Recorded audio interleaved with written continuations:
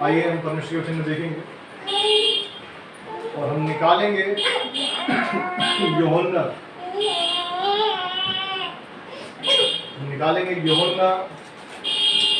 उसका 8 अध्याय।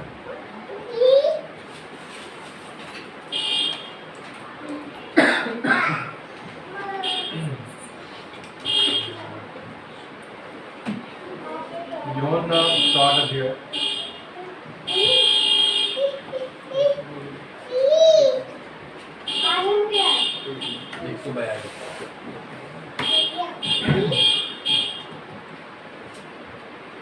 और इसका हम 12 से लेकर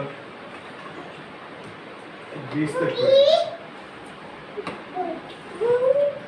12 से लेकर 20 तक पढ़ेंगे। ओके भाई, एक कम कर दें।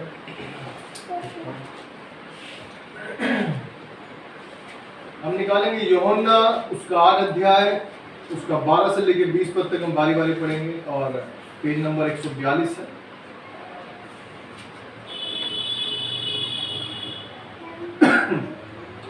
यीशु ने फिर लोगों से कहा, जगत की ज्योति मैं हूं, जो मेरे पीछे हो लेगा वो अंधकार में न चलेगा परंतु जीवन की ज्योति पाएगा।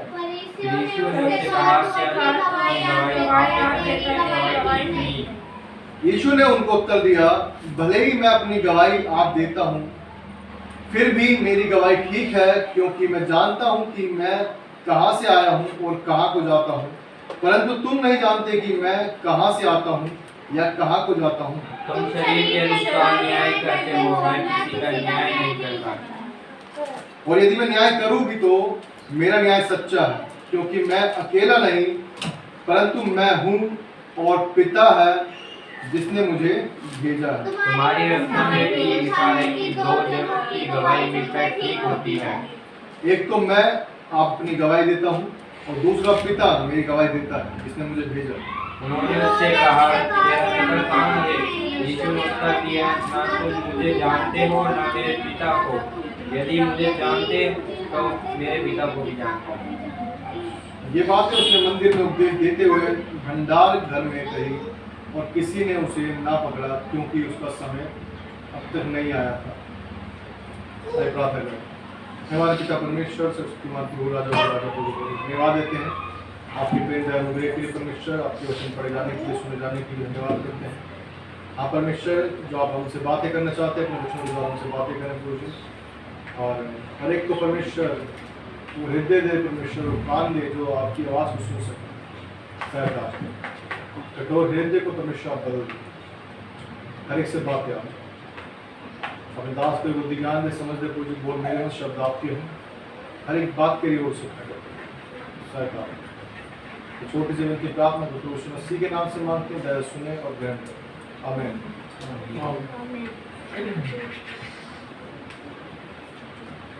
जहाँ परमेश्वर के वचन में देखते हैं और यहाँ पर जब देखते हैं तो क्या देखते हैं?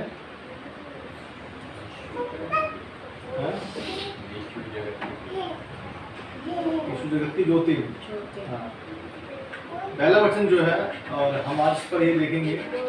यीशु ने फिर लोगों से कहा, जगत की ज्योति मैं हूँ, जो मेरे पीछे हो लेगा वो अंधकार में न चलेगा परंतु जीवन की ज्योति पाएगा। जहाँ फरीसी लोग जो खड़े हैं वो क्या कह रहे हैं कि तुम जो कह रहे हो क्या है? अपनी ओर से कह रहे हो, अपनी ओर से कह रहे हो। हम इस बात को थोड़ा सा देखेंगे इससे बस इन चीज़ों के लिए कि जो हमने पढ़ा उसमें क्या देखा, ये दुनिया में आज तक ऐसा होता है ना।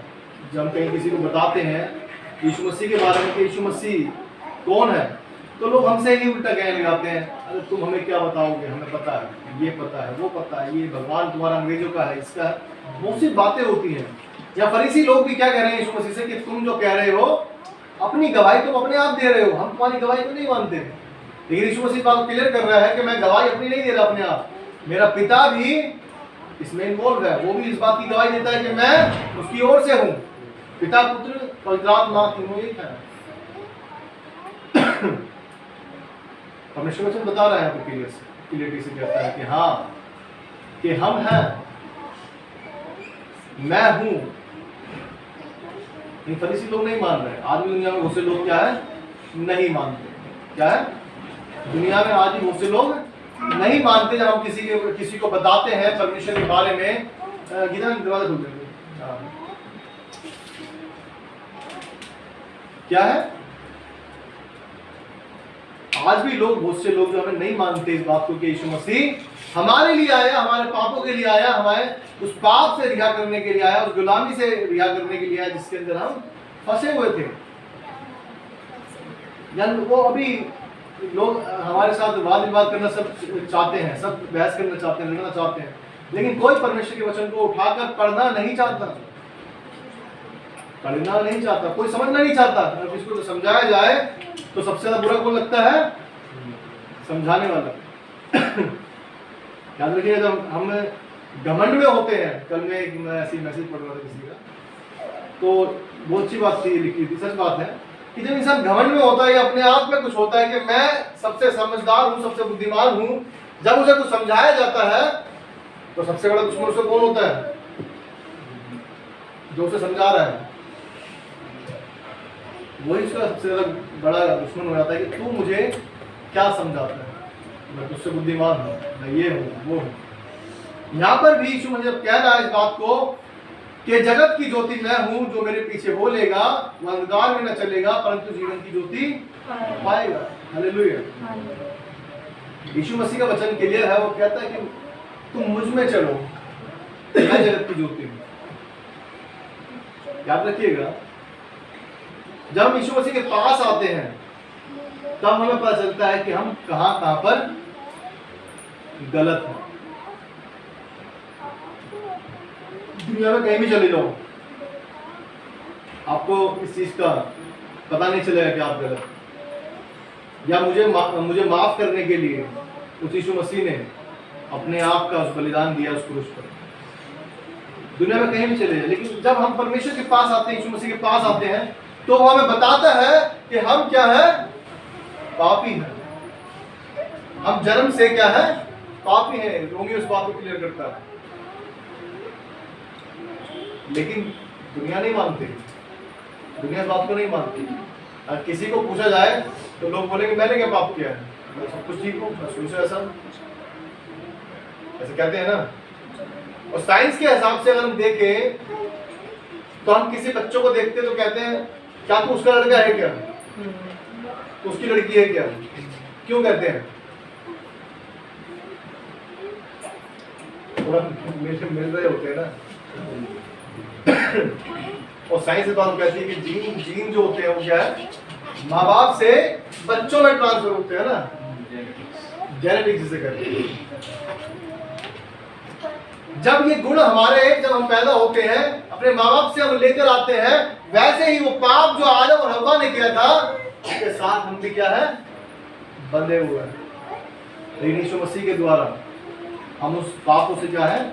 रिहाई पाते हैं, जब उन पापों को मान लेते हैं। इसलिए यीशु मसीह का वचन कहता है, लिखा है कि जगत की ज्योति मैं हूं, कोई और नहीं है, मैं हूं। ये वर्ड कौन कहता था? जब कुरान में पढ़ते हैं तो यहोवा कहता है मैं हूं। हालेलुया। यीशु मसीह कह रहा है जगत की ज्योति मैं हूं, कोई और नहीं है, मैं हूं। लिखा है जो मेरे पीछे बोलेगा वो अंधकार में न चलेगा। सबसे बड़ी दिक्कत तो यही, हम पीछे चलते नहीं है। सबसे बड़ी दिक्कत यही है कि हम उसके पीछे चलते नहीं है। इस वजह से क्या होता है? हम भटक जाते हैं। क्लियर कह रहा है कि जो मेरे पीछे बोलेगा वो अंधकार में ना चलेगा परंतु जीवन की ज्योति को पाएगा। जीवन की ज्योति को पाएंगे। चलना सच देखा जाए तो बहुत क्या नाम है, यीशु मसीह पे चलना, मैं बहुत बार कहता हूँ आपको, कि आसान बात नहीं है। वो कहता है मेरा बोझ हल्का है, सहज है। सच बात है, जो उस बात को मान लेता है कि हाँ मेरे लिए जीना मसीह और मरना लाभ है, वही उसके पीछे चल सकता है। क्योंकि जब तक हम अपने उस मोह को नहीं छोड़ते कि मेरा पद, मेरी प्रॉपर्टी, मेरा पैसा, मेरा बच्चे, मेरा खानदान, ये वो, तब तक हम उस परमेश्वर के पीछे नहीं चल पाते। यानी कि पौलुस के पास इतना अधिकार था, आपने पास शायद पढ़ा होगा, है ना, पढ़ा है पौलुस के बारे में। केवल लोगों को क्या करता था जो परमेश्वर के पीछे चल रहे थे, जो यीशु मसीह के पीछे चल रहे थे, मारता था, पीटता था, कैद में डालता था, जेल में डालता था, पिटाई लगवाता था। उसके पास राइट्स थे, पढ़ा लिखा था। आप सोच सकते हैं, सब कुछ होने के बावजूद उसने सब कुछ शून्य समझ लिया जब यीशु मसीह उसके सामने आया और उस प्रकाश ने उसे बताया कि तू गलत मार्ग पर है। हालेलुया। जब यीशु मसीह आपके पास आता है, वो आपको बताता है कि आपको किस मार्ग में चलना है। पौलुस अनजान था, वो कह रहा है कि तू कौन है। यीशु मसीह कहता है, कौन हूं मैं? जिसे तू सताता है। वो कहता है, मैं तो तुझे कभी नहीं सताया। किसको सता रहा है तू? मेरे लोगों को सता रहा है। समझ गया कि हाँ, हालेलुया, कि परमेश्वर जो उनका सच्चा परमेश्वर है, उसी ने मेरी आंखों को क्या कर दिया है? बंद कर दिया है, ताकि जब ये संसार की आंखें बंद हो जाए तो मैं आत्मा से उस प्रभु को देख सकूं। हालेलुया। ध्यान रखिएगा, खुली आंखों से आप परमेश्वर को नहीं देख सकते, उन आंखों को बंद करना पड़ता है। उसने सब कुछ छोड़ दिया। वो बाइबल बताती है वो परमेश्वर के लिए क्या है? पागल है। जब हम पढ़ते हैं प्रेरितों के काम के अंदर, वो कहता है मैं परमेश्वर के लिए पागल हूँ, मैं यीशु के लिए पागल हूँ, दीवाना हूँ। उसके लिए मैंने 39 कोड़े 5 बार खाए हैं। मैं समुद्र में गिर गया, समुद्र से उठा, ठंड में, जाड़े में, कोई तकलीफ नहीं। हालेलुया। क्यों? उसने परमेश्वर को जान लिया कि सच्ची ज्योति यीशु मसीह है, उसको छोड़कर कोई दूसरी ज्योति नहीं। मैं तो भटका हुआ था, लेकिन उसने राह पर निकला। हो सकते हैं कि इतना अद्भुत प्रेमी परमेश्वर है। जब हम उसे जान जाते हैं, याद रखिएगा, अपने आप ऑटोमेटिकली सब कुछ छोड़ देते हैं जो हमारे में खराब नहीं। लेकिन कंडीशन ये है कि उसके पीछे चलेंगे तो अंधकार में ना चलेंगे। अब चलते नहीं, इसलिए उस मार्ग तक पहुंचते नहीं। बाइबल बताती है, यहाँ लिखा है कि जीवन की ज्योति मैं हूं, जो मेरे पीछे बोलेगा वो अंधकार में चलेगा परंतु जीवन की ज्योति को पाएगा। यूहन्ना 14:6 पढ़े, 14:6। यूहन्ना 14:6। यीशु ने उससे कहा, मार्ग और सत्य और जीवन मैं ही हूँ, मेरे बिना द्वारा कोई पिता के पास नहीं पहुंच सकता। बिना मेरे द्वारा पिता के पास कोई नहीं पहुंच सकता है। रखिएगा, जीवन की ज्योति मैं हूं, जो मेरे पीछे बोलेगा वो अंधकार में न चलेगा। उस मार्ग की बात कर रहा है यीशु मसीह कि यदि तुम उस रोड पर चल रहे हो, उस मार्ग पर चल रहे हो, उस वे पर चल रहे हो, यदि मेरे पे चलोगे तो रोशनी तुम्हें क्या है? मिलती रहेगी। लिखा है, यीशु ने उससे कहा, मार्ग, सत्य और जीवन मैं ही हूं। मार्ग भी मैं ही हूं, सच्चाई भी मैं ही हूं और जीवन भी मैं ही हूं। जीवन की ज्योति मैं हूं, जगत की ज्योति मैं हूं। आप सोच सकते हैं, परमेश्वर वचन कह रहा है यहाँ पर कि मार्ग, सत्य, जीवन मैं ही हूं। मार्ग ही मैं ही हूं, जिस राह पर तुम चल रहे हो उस पर प्रकाश भी मुझे देना है। यदि मार्ग उसके है तो हम समझ सकते हैं वहां पर प्रकाश तो होगा ही होगा। हालेलुया। मार्ग उसके है। ये वाले रोड नहीं, जो वाले रोड होते हैं बहुत बार खराब हो जाती है लाइटें, यहाँ पर लाइटें खराब होती है, अंधेरा पड़ा रहता है। ये परमेश्वर के रोड है, ये परमेश्वर के मार्ग है जिस पर उजाला पर्याप्त मिलेगा। यार कभी नहीं है यहाँ पर उजाले, लेकिन हम चल नहीं रहे। हम चल नहीं रहे क्यों? क्योंकि हमें संसार दिख रहा है कि संसार कहाँ पहुंच रहा है। वो सच में अद्भुत बात है। हम एक भजन गाते हैं, मतलब के शायद आप लोगों ने चलो, भूरे के ढेर से, भूरे के ढेर से प्रभु तूने उठा लिया,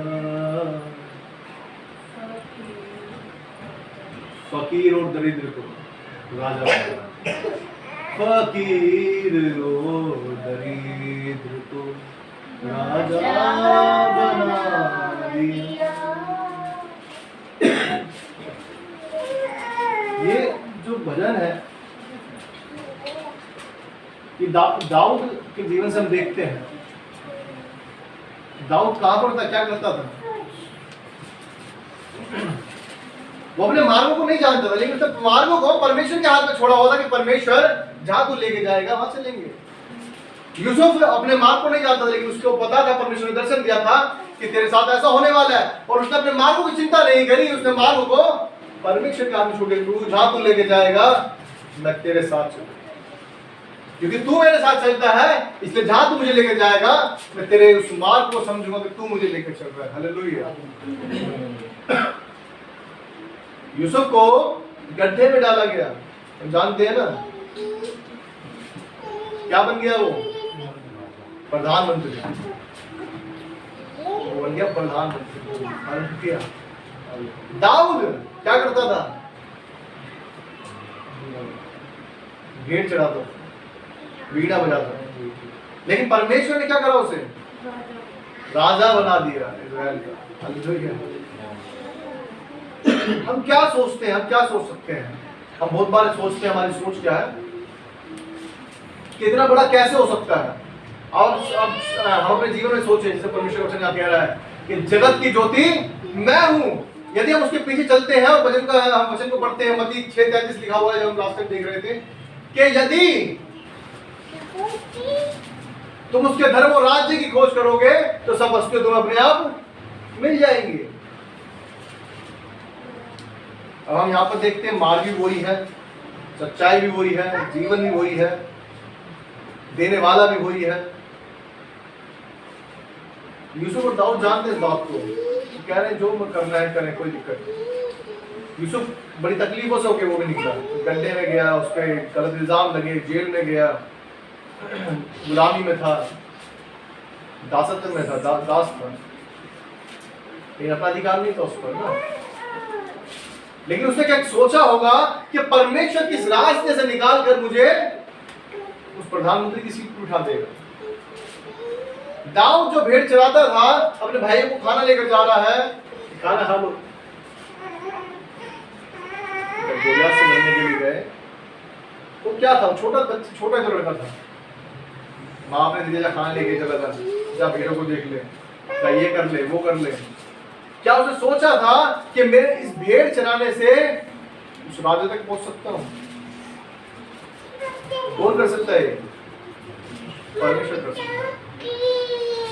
याद रखिएगा, वचन कहता है कि मनुष्य से तो नहीं, लेकिन परमेश्वर से सब कुछ हो सकता है। हालेलुया। आज हम यहाँ बैठे हैं, परमेश्वर चाहे तो हमें कुछ भी बना सकते हैं। यदि हमने अपने मार्ग को उसके हाथों में छोड़ रखा है, वो कुछ नहीं कर सकता है। वो हमें राह दिखाने वाला परमेश्वर है। यहाँ हम देखते हैं, यहाँ लिखा है जगत की ज्योति मैं हूँ। वो क्यों कहता है जगत की ज्योति मैं हूँ? वापस आएंगे 8 अध्याय में। वो क्यों कह रहा है जगत की ज्योति मैं हूँ? कि जो मेरे पीछे बोलेगा वो अंधकार में ना चलेगा, हम तो जीवन की ज्योति पाए। 8 अध्याय में वापस आएंगे, उसको पढ़ेंगे।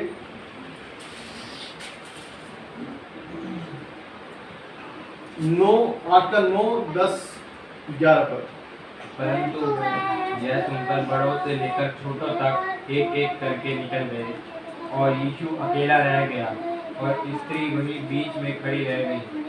यीशु ने सीधे होकर उससे कहा, हे नारी, वह कहाँ गए? क्या किसी ने तुझ पर दंड की आज्ञा ना दी? उसने कहा, हे प्रभु, किसी ने नहीं। यीशु ने कहा, मैं भी तुझ पर दंड की आज्ञा नहीं देता, जा और फिर पाप न करना। फिर पाप न करना क्या था? ये स्त्री व्यभिचार करती पकड़ी गई, और लोग लेकर आए किसको? सिर्फ स्त्री को पकड़ के लेकर आए। आदमी को तो लेके आना चाहिए था ना।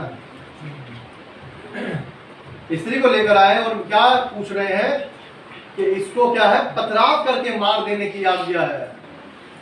बताइए गुरुजी क्या करें? यीशु मसीह को परखने के लिए लोग लगे हुए हैं ना। परखने के लिए लगे हुए हैं। लेकिन भाई बता रही है, लिखा है, जब हमने पढ़ा इस वचन को 8 के 12 के अंदर कि जगत की ज्योति मैं हूं। यीशु मसीह ने सब कुछ छोड़ते हुए सब एक छोटी सी बात कही उन लोगों से, बड़ी प्यारी बात की, उस बात को पढ़े। नहीं 7 वचन पढ़िए, 8 का 7। जब वे उससे पूछते ही रहे तो उसने सीधे होकर उनसे कहा, तुम में जो निष्पाप हो वही पहले उसको पत्थर मारे। जो निष्पाप हो वही पहला पत्थर मारे उसे। अब क्या हो गया? अरे भाई ये क्या बोल गया? इसलिए वचन कह रहा है जगत की ज्योति मैं हूं। जब वो आ जाता है ना तो पाप उजागर हो जाते हैं, इसलिए लोग उसे बर्दाश्त नहीं कर पाते। लोग इसलिए कहते हैं इसे मुझसे दूर रखो, मुझे नहीं चाहिए यीशु मसीह, क्योंकि यदि ये मेरे पास आ गया तो मुझे अपने पापों से फिरना पड़ेगा, और अगर नहीं फिरा तो दंड की आज्ञा मुझ पर होनी होगी। इसे दुनिया बर्दाश्त नहीं कर पाती, कहती है दूर रखो। हमें नहीं पड़ता इसके बारे में, हमें नहीं चाहिए, हमें पता है। हम तो हुक्का पी लेंगे जी, हुक्का पियेंगे, बीड़ी पियेंगे, सिगरेट पियेंगे, गुटखा खाएंगे, क्या करेंगे? लाल कर देंगे दीवारें। बहुत सी दीवारें दिखती हैं मुझे, जैसे रोड में कहीं ऑफिस में बहुत जाते हैं बाई चांस, तो बहुत से लोग जहाँ पर गुटखा खाया वहीं तो थूक दिया, ऐसा बहुत सी जगह दिखती है। रोडों पे देखेंगे लिफ्ट के अंदर थूक, लिफ्ट तक के अंदर थूकेगा, बताओ। ये जो है इसलिए परमेश्वर को ग्रहण नहीं करना चाहते, इसलिए परमेश्वर को जानना नहीं चाहते, क्योंकि उसे पता है कि तो छोटे छोटे पाप हैं। तो पाप जो तुम गुप्त में करते हो तो परमेश्वर उजागर कर देगा, तुम्हें दिखाएगा कि तुम बहुत गलत हो, तुम पापी हो, और तुम्हें पश्चाताप करने की जरूरत है। परमेश्वर माफ ना करने के लिए नहीं कह रहा, वो दिखाना चाहता है कि तुम गलत हो, उस परमेश्वर से क्षमा मांगो। वो कह रहा मैं जगत की ज्योति हूँ। वो जगत की ज्योति हम बताना चाहता है कि जो तुम्हारे अंदर गंदगी भरी हुई है, उस पाप से बाहर निकलो, उस परमेश्वर से, उस यीशु मसीह से जिसने क्रूस पर बलिदान दे दिया, अपने लहू को बहा दिया, अपनी बूंद बूंद लो, तुम्हारे लिए बहा दी, पापों के लिए क्षमा मांगो। पापों के लिए क्षमा मांगो। वो चाहता है कि हम अपने पापों को माने। याद रखिएगा, यहूदा की तरह यदि हमने सोचा कि मैंने बहुत अपराध कर दिया है, मैं अब मेरा कुछ नहीं हो सकता, मर जाऊंगा, तो याद रखिए उसके बाद कुछ नहीं मिलना। लेकिन पतरस की तरह अगर 3 बार इनकार भी किया है, लेकिन तुमने अपने पाप को मान लिया कि मुझसे गलती हुई है, तो परमेश्वर आपको क्षमा कर देगा। पतरस के लिए लिखा है, जहां से वो निकलता था लोग अपने मरीजों को लाकर डाल देते थे, खाटों पर डाल देते थे, ताकि इसकी परछाई भी अगर पड़ी तो लोग क्या हो जाएंगे? चंगे हो जाएंगे। हालेलुया। देखा क्या सामर्थ्य परमेश्वर की, यदि हम अपने पापों को मान लेते हैं तो परमेश्वर कितने अद्भुत काम से कर लेता है। जगत की ज्योति मैं हूं, जो मेरे पीछे हो लेगा वो अंधकार में न चलेगा, याद रखिएगा। लेकिन यहाँ पर लोगों को क्या दिखा? जब कह दिया कि जो निष्पाप हो पहला पत्थर मारे, अब लोगों के अंदर पता चला कि हम तो गलत हैं जी, वो उसके पीछे नहीं हुए, बोले हमें नहीं चाहिए, निकल लिए अपना निकल लिए। यदि सिर्फ किसने अपने मन को फिराया? किसने मन को फिराया वहां पर? स्त्री ने। हालेलुया। वो नहीं गई, अगर वो भी चाहती तो कहती कि मैं बच गई हूँ पत्थर से, जल्दी भागो यहाँ से, लेकिन उसे पता चला कि मैं सच में पाप कर गई, और यीशु मसीह ने कहा जा और फिर से पाप न कर। हालेलुया। कितना आनंद की बात है। एक हम भजन गाते हैं, वो भजन याद आ रहे हैं कि वो क्या, जान गया मैं उस दिन प्रभु जी, जान गया मैं उस दिन प्रभु जी, बदला जीवन लहू से मेरा, जान गया मैं उस दिन प्रभु जी, बदला जीवन लहू से मेरा, बड़ा आनंद तूने कहा था, बड़ा आनंद तूने कहा था, पाप क्षमा हुआ तेरा, पाप क्षमा हुआ तेरा। यात्री हूँ मैं जग में प्रभु जी, यात्री हूँ मैं जग में प्रभु जी। चलता हूँ मार्ग में तेरा, वो निशान तू है यीशु जी, वो निशान तू है यीशु जी। बंदरगाह तू मेरा, बंदरगाह तू मेरा। क्या लिखा कि जान गया मैं उस दिन प्रभु जी बदला जीवन लहू से मेरा। जब तक हम लहू की कीमत को नहीं जानते कि उसने अपने लहू से हमें मोल लिया है, तब तक हमारा जीवन नहीं बदलता है। रखिएगा, यहाँ पर जो पापी है उसको अगर क्षमा मिल जाए, किससे गलती से मर्डर हो गया, उसकी प्रोसेस हमें पता है। प्रोसेस क्या होती है? पुलिस वाले पकड़ेंगे, कोर्ट में ले जाएंगे, यहाँ पर हाजिर करेंगे, चाहे तुमने गलती से क्यों नहीं किया। और यदि गलती से भी किया है तो प्रोसेस वही होनी है कि सब कुछ उसको प्रूव करना है। प्रूव होने के बाद जो सजा है वो सजा मिल रही है। लेकिन यदि आपसे कोई कह दे कि मुझे पता है तुझसे गलती से हुआ है, मैं तुझे क्षमा करता हूँ। यीशु मसीह जानता है हमें कि हम इस संसार के अंदर पाप से, शैतान के चक्कर में आकर, बातों में आकर, लालच में आकर हम पाप कर रहे हैं। इसलिए यीशु मसीह कहता है कि तू जा, तुझे क्षमा कर दिया। कितना आनंद मिलेगा जिसे पता चल रहा है मुझे उम्र कैद की सजा मिलने वाली है, लेकिन कोई कह दे कि मैं तुझे जानता हूँ, तुझसे अनजान नहीं हुआ, जा तो चला जा। हालेलुया। कैसा लगेगा? सोचिए उस परमेश्वर के लहू की कीमत को जानिए। वो कह रहा जगत की ज्योति मैं हूं, जो मेरे पीछे बोलेगा वो अंधकार में नहीं चलेगा। याद रखिएगा, यदि आज आप परमेश्वर को जानने के बाद भी यदि अंधकार में चल रहे हैं तो इसका मतलब परमेश्वर आपसे बहुत दूर है।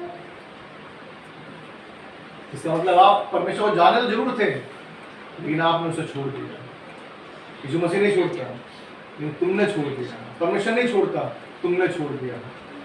इस्राएली लोग मिस्र के अंदर गुलामी में थे, उसने हटाई नहीं दृष्टि अपनी, उसे पता था गुलामी में है, तो समय है निकलने का, तो निकले।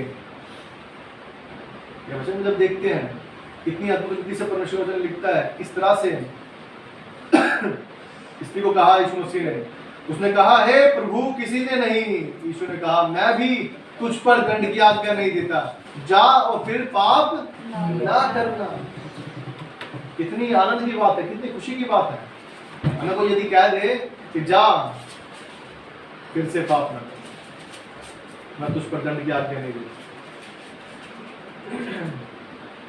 सोचिए, परमेश्वर हमें चाहता है, वो तो हमारे साथ तैयार है कि तुम मुझसे पूछो तो सही कि पिता मैं ये काम करने जा रहा हूँ, मैं क्या करूँ, ठीक है या सही है, गलत है, करूँ ना करूँ, पूछे तो सही। वो तैयार है, वो साथ साथ चल रहा है। पढ़ेंगे निर्गमन निर्गमन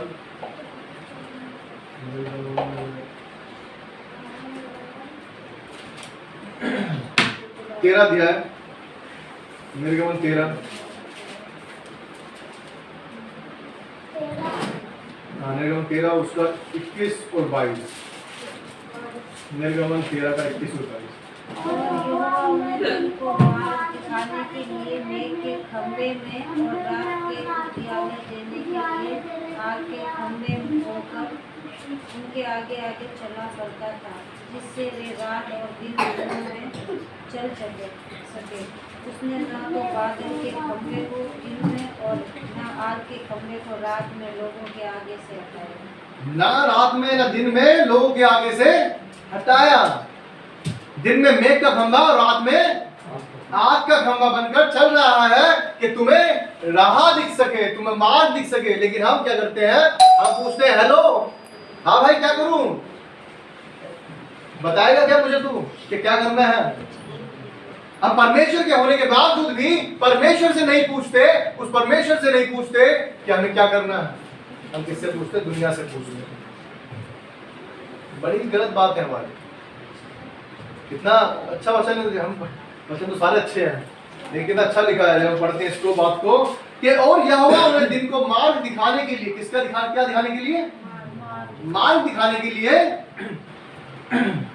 मेघ के खंभे में मार्ग दिखाने के लिए, और यीशु मसीह का वचन लिखा है यूहन्ना 6 में आपने पढ़ा, मार्ग सत्य जीवन मैं हूं। मार्ग भी कौन है? यीशु मसीह है, मार्ग भी वही है। और परमेश्वर यहाँ भी तुम्हें दिखा रहा है कि चलो, हालेलुया, कितनी अद्भुत बात है।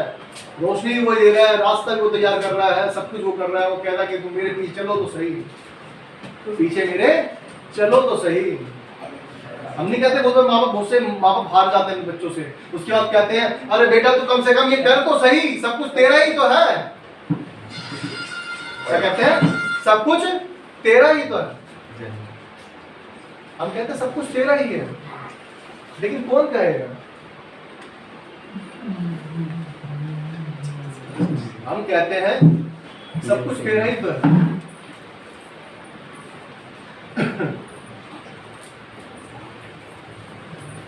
परमेश्वर का वचन बता रहा है कि मार्ग सत्य जीवन मैं ही,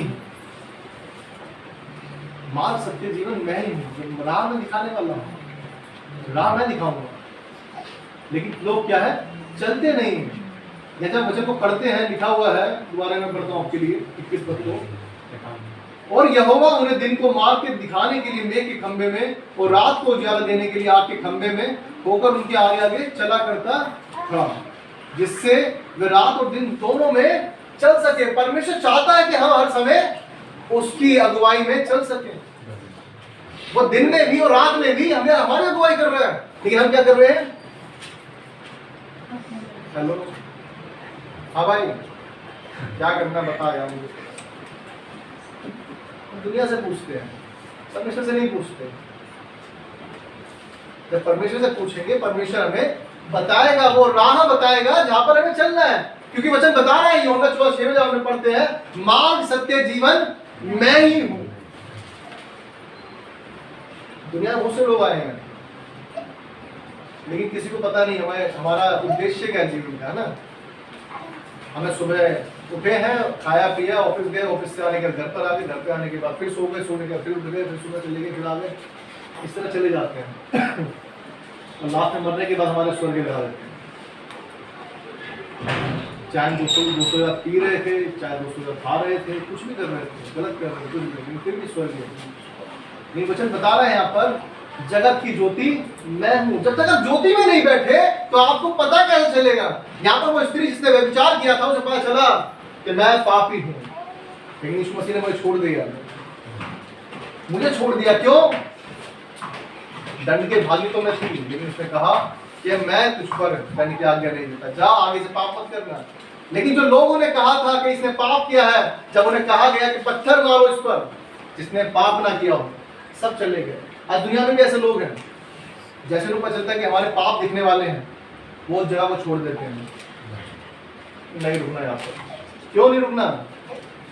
क्योंकि पाप उजागर हो जाएंगे, वो भी चले गए। बाइबल बताती है 10 कोढ़ी उसके पीछे जा रहे हैं चंगा होने के लिए। परमेश्वर ने कहा, यीशु मसीह ने कहा चंगे हो जाओ, और वो जाते जाते सब चंगे हो गए। लेकिन लौटा कौन? सिर्फ एक उसके पीछे आया। यीशु मसीह कहता है क्या 10 के 10 चंगे नहीं हुए थे? क्या पूछ रहा है, क्या 10 के 10 चंगे नहीं हुए थे? हम जान तो जाते हैं सब के सब कि हाँ हम सब पापी हैं, लेकिन क्षमा मांगने के लिए कोई आते हैं तो एक सब नहीं आते क्षमा मांगने कुछ ही लोग आते हैं। बुलाए तो बहुत हैं, चुने हुए सारे थोड़े हैं, चुने हुए थोड़े हैं। याद रखिएगा, जब दुनिया में हम चलते हैं तो दुनिया में बहुत प्रकार के लोग मिलते हैं ना, हर प्रकार के लोग मिलते हैं। कुछ लोग आपको बड़े प्यार से करके गलत राह पे ले जाना चाहेंगे, बड़े प्यार से। लेकिन जो समझदार होगा, जो परमेश्वर के वचन को डेली पढ़ता होगा, परमेश्वर की अगुवाई में चलता होगा, वो हर एक बुराई से क्या है? दूर रहेगा, वो साथ नहीं बैठेगा। क्यों नहीं बैठेगा? उसे पता है कि मैंने पढ़ा है कि जगत की ज्योति में मेरे पीछे बोलेगा, जो मेरे पीछे चलेगा वो अंधकार में ना चलेगा। वचन बार बार बताएगा आपको कि नहीं ये गलत है, नहीं ये गलत है। आपने अपने जीवन में देखा होगा, बहुत बार आप कुछ काम करने जाते हैं, आपको पीछे से आवाज आ रही होती है क्या मत कर मत कर मत कर, लेकिन आप कर देते हैं, उसके बाद उसको क्या करते हैं, फिर हानि उठाते हैं। ऐसा होता है ना। लेकिन आप जब आवाज को सुन लेते हो और आपका भला हो जाता है, कहते हो वाह। ऐसे ही मैं एक बार कहीं शादी में गया था, शायद बताया था, मैंने अपना पर्स ले जाकर फ्रिज पर रख दिया। घर था, अपने घर था, तो मैं सोचा चलो कोई दिक्कत नहीं, घर पे रख देते हैं। लेकिन शादी का टाइम था, मन में आ रहा था कि पर्स रखूँ ना रखूँ, चल रख देता हूँ घर पर। आवाज़ नहीं सुनी, जब आके देखा तो जब ठीक है अच्छी बात है, ज़्यादा पैसे नहीं रख रखे थे, 1000-1500 पड़े थे उसमें, और वो 1000 में सारे क्या हो गए यार, बाकी पर्स रह गया मुझे। तो मैं कह रहा वही आवाज़ जो आ रही थी मैंने सुनी नहीं, इसलिए हानि उठानी पड़ी। इसी रक्षाबंधन की बात है, हम रोड पर जा रहे थे, अभी बेटा तो अभी हुआ है, हम बच्चे दोनों बेटियां बाइक में स्कूटी पे थे, और बताया था मैंने आपको, हम स्लिप होते होते बड़ी मुश्किल से वो गाड़ी कैसे खड़ी हुई मुझे नहीं पता, क्योंकि बड़ी डिसबैलेंस होने के बाद वो गिरते गिरते गिरते बस खड़ी हो गई गाड़ी।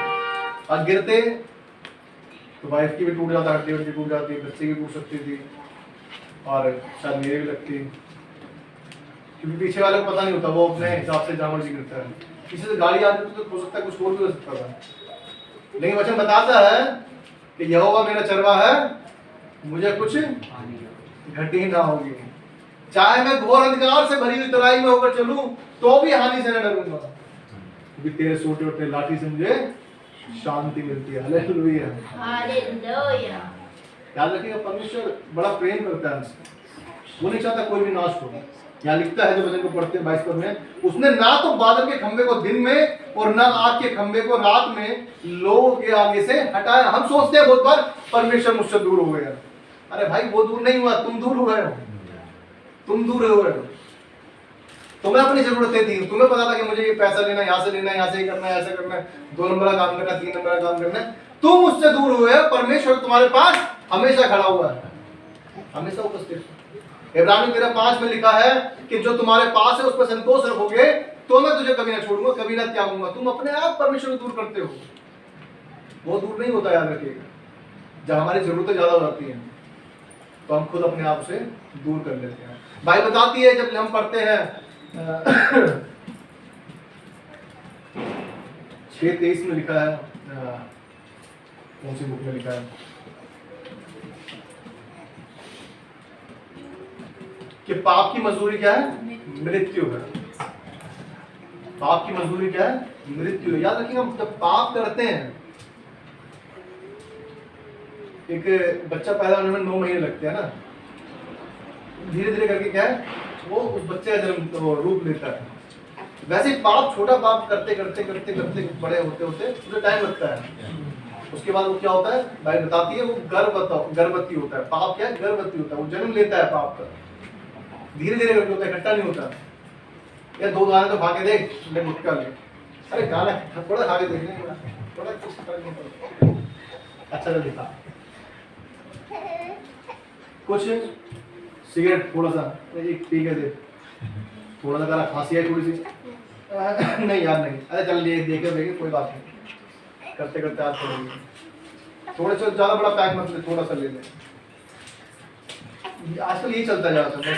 मैं एग्जाम्पल को देखो, अब यहाँ पे निकलते हैं रोड पे, हम आगे जाके वो डीलर की शॉप है, वो उधर बहुत सारे बंदे बैठे रहते हैं, बहुत बार मैं जाना नहीं होता उस टाइम मेरा, लेकिन देखता हूँ तो सारे कप पी रहे होते हैं।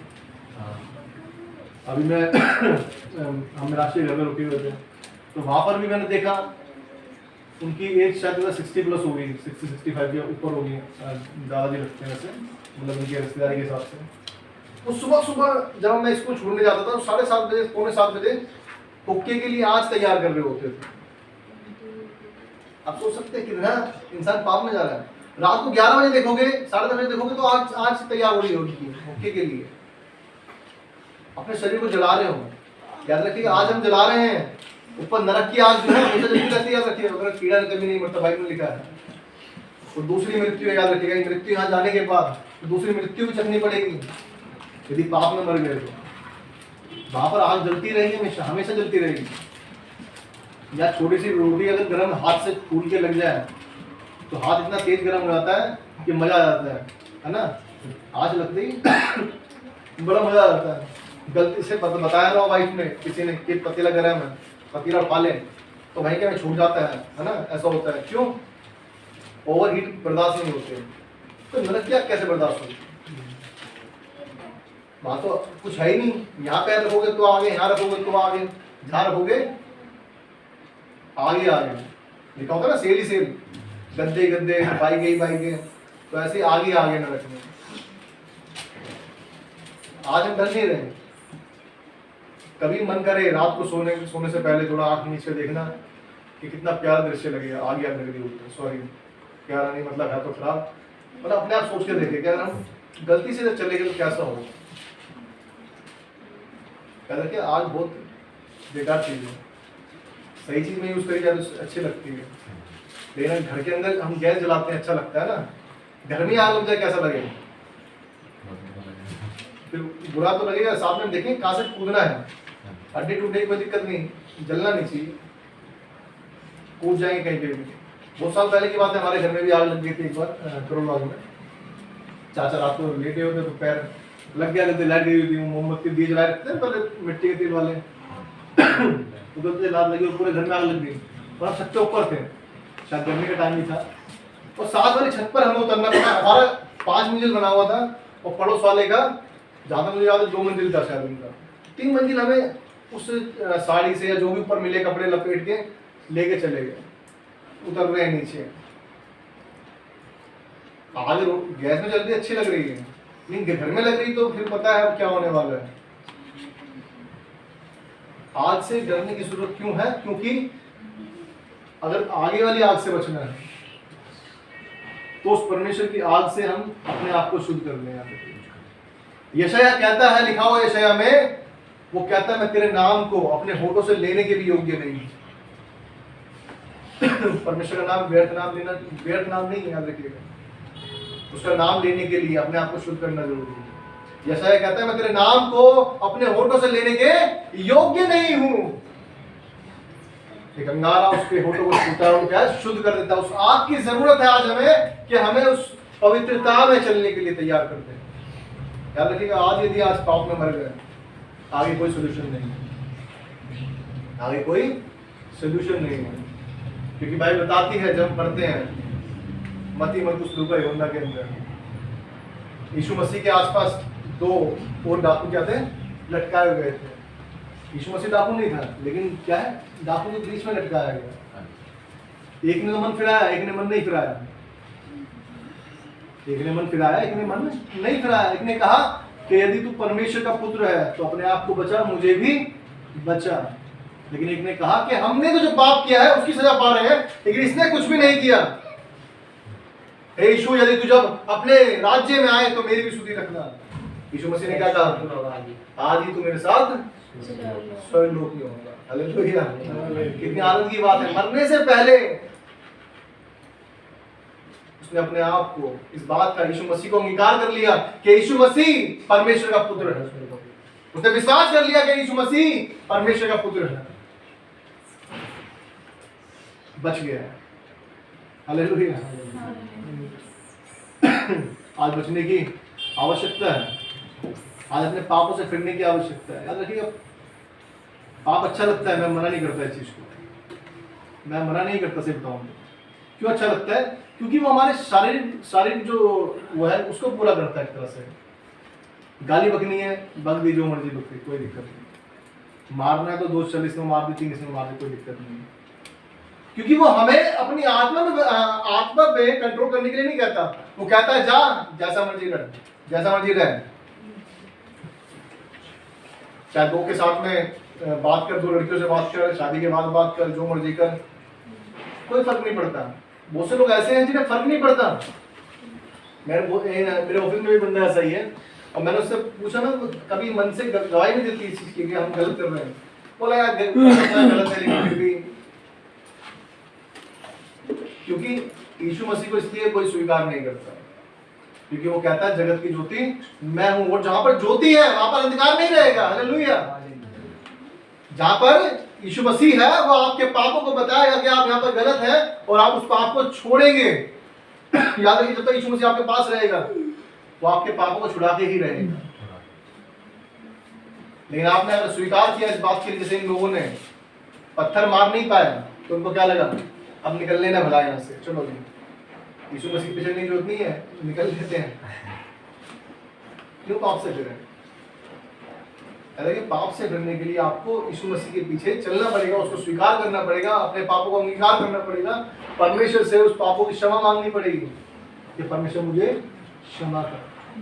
अगर क्षमा नहीं मांगोगे, याद रखिएगा, माँ बाप हर चीज जानते हैं, लेकिन वो बच्चों को क्या करते हैं, सोचते हैं खुद आकर बोले। चाहे तो माँ बच्चों को तोड़ सकते हैं अच्छी तरह से ना, बहुत से बच्चे कुटते भी बहुत बुरी तरह से,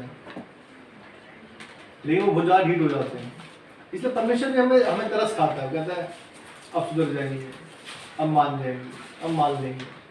लेकिन जब ज्यादा देर हो जाएगी तो फिर उसका नाश होने के अलावा कुछ नहीं बचता है। ऐसे बहुत से बच्चे देखे होंगे, बहुत से परिवार आप लोगों ने भी देखे होंगे जिनके बच्चे बिल्कुल छूटे हुए थे ऐसे ही। आज वो माँ बाप दुआ कर रहे हैं कि परमेश्वर इसको ठीक कर दे किसी तरह से, अरे अरे ऊपर वाले इसको ठीक कर दे किसी तरह से, घर पे आ जाए, ऐसा हो जाए, वैसा हो जाए, हमारी बात मान लें। ऐसा होता है जब आप ओवर कर देते हैं, तो ओवर होने के बाद ओवर हो जाता है। लेकिन परमेश्वर का वचन बताता है, पतरस में जब हम पढ़ते हैं कि उसके देर से आने को हम उसको क्या है, उसका तरस माने, उसका अनुग्रह माने कि वो हम पर दया कर रहा है इस वक्त कि हम फिर जाए। आने के बाद कोई क्षमा नहीं, याद रखिएगा। उसके बाद क्या है, क्या उसके बाद जब यीशु मसीह आ जाएगा न्याय होगा, याद रखिएगा। जो उठा लिए जाएंगे उठा लिए जाएंगे। उसके बाद 7 साल तक जो उठाए नहीं गए, 7 साल तक महाक्लेश के अंदर वो करना पड़ेगा कि परमेश्वर। फिर हमें उस यीशु मसीह के साथ जाने के लिए बहुत मिन्नतें करनी पड़ेंगी। लोग सताएंगे, मारेंगे, पीटेंगे, सब कुछ होगा अगर समय पर नहीं उठाए गए। यीशु मसीह का चलना आसान बात नहीं है, लेकिन बहुत आसान बात है। आसान इसलिए नहीं है जब तक आप अपने आप से चलते हैं, और जब उसके अनुसार चलेंगे कि परमेश्वर तू लेके चल, तो उन्हें हर दुख के अंदर भी क्या है, खुशी लगेगी। जैसे पौलुस को हम देखते हैं, अपना सारा कुछ छोड़कर वो परमेश्वर के वचन को प्रचार करने लगा। समुद्र में जा रहा है, गिर रहे हैं, तैरना पड़ रहा है, जाड़ा पड़ रहा है, ठंड पड़ रही है अच्छी से कड़ाके की, कोड़े खा रहा है, जेल में पड़ा हुआ है।